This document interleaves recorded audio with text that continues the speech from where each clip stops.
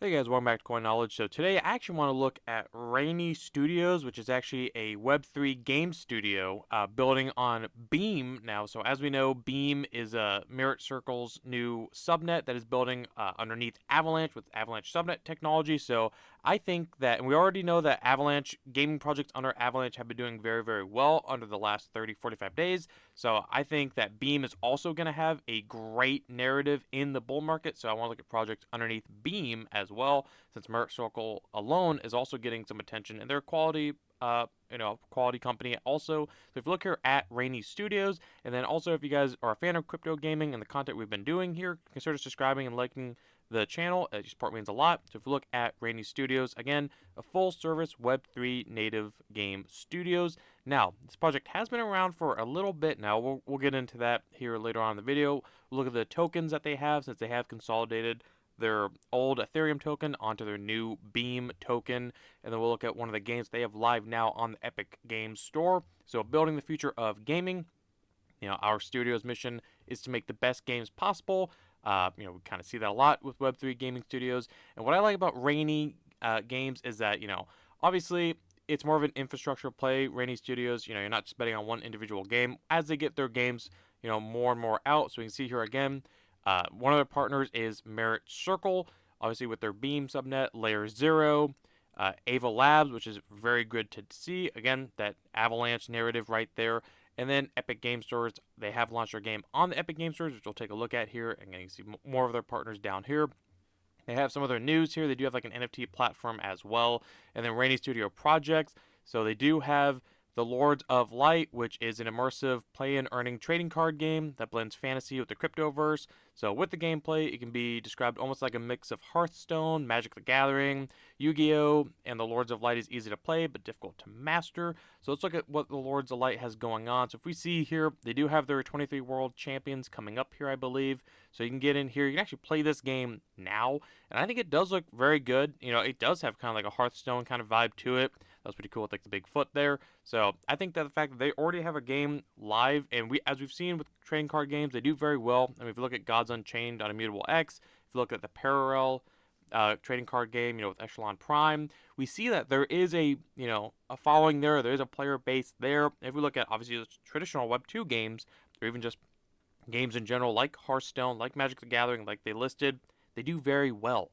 And again, you can see, collect unique and rare cards on the Lords of Light, build the ultimate deck, battle opponents. So I like how there is championships. That is very cool to see. And the game again looks pretty good. The leaderboard, always nice to get that competitiveness in there. Like the anonymous kind of thing going on here. A little random, but I like it.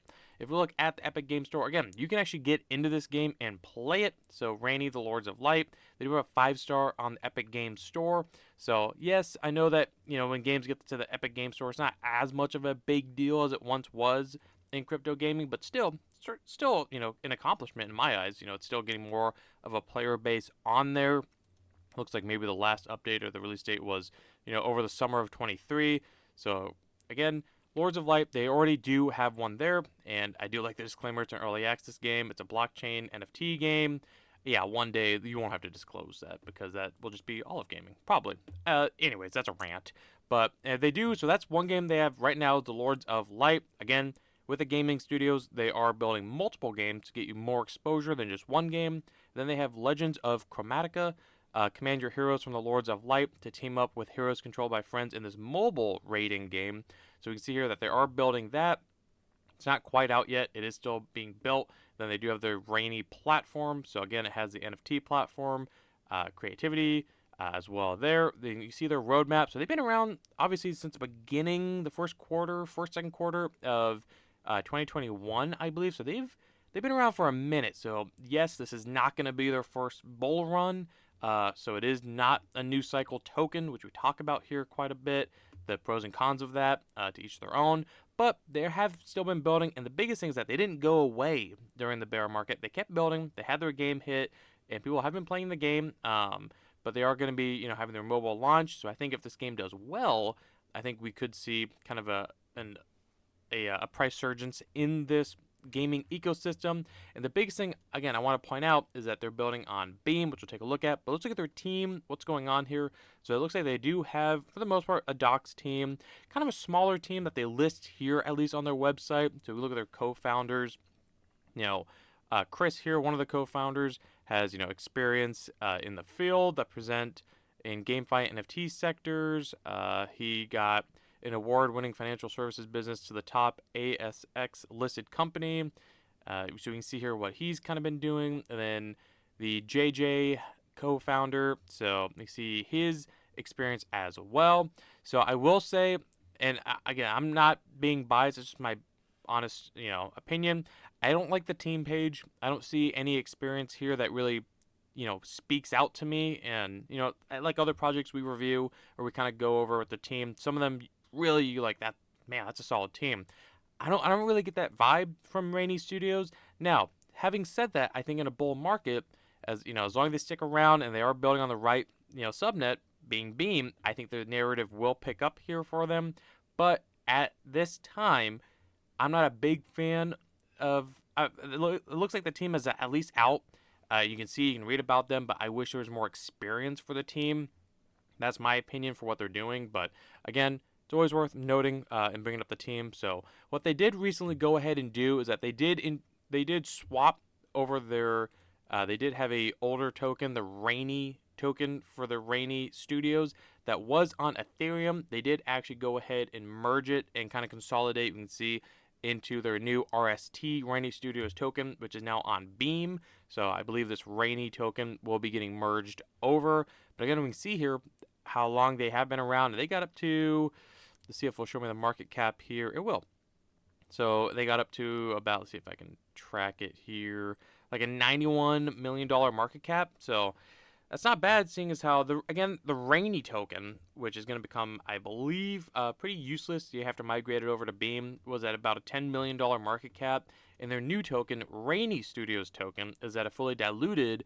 It's really new. It's going on to Beam, fully diluted, about a $15 million market cap, which I think is not a whole lot. And if you are, if you do hold the Raini token, if you're already invested into this project, we'll go over how to move your stuff into the new RST token. So again, introducing the RST Raini Studios token. So it is their brand new Layer 0 compatible token, which is now live on Beam. Again, the Avalanche subnet built by our friends at Merit Circle. So this is what I like most about the project, is that it's building on Beam. I think that it will hopefully give them kind of a first mover advantage, being one of the first gaming studios on Beam. And, as, Beam does well, we've seen it with other projects like Solana, Polygon, Avalanche. As they do well, everything underneath them does well, especially if you niche down into crypto gaming. They do very well. So what can you buy with RST? Why would you want to have it if you're in this gaming ecosystem, this gaming studios? Obviously, you can collect their card packs, battle passes. It's the in-game currency, heroes, currency in the Raini Studios games with RST exclusive exchange rate.